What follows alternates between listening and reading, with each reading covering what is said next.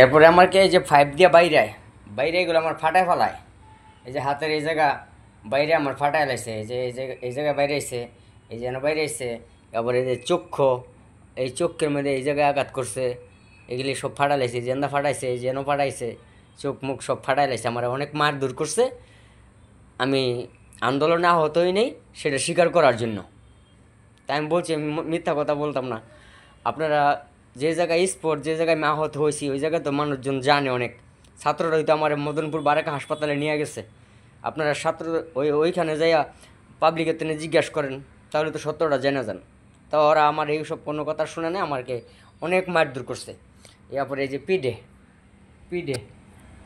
এই পিঠের এই জায়গায় আমি দেখাইতে পারতাছি না, কিন্তু পিঠের এই জায়গায় অনেক আঘাত করে।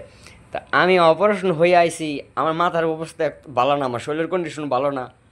ইয়ার পরে আমার এই অবস্থা, আমার শরীরের ভিতরে হেরা এরকমভাবে মারধর করছে, আমাকে অনেক মারধর করছে। মারধর কইরা ইয়াবাকে আমাকে গোপন একটা ওদের দরজা আছে, আমাকে অন্য দরজাটা বার করে দিয়া পরে নিয়ে আমার সিঞ্জিতটাই দিছে। পরে আমি যান বাঁচানোর লেগে চলে আইছি।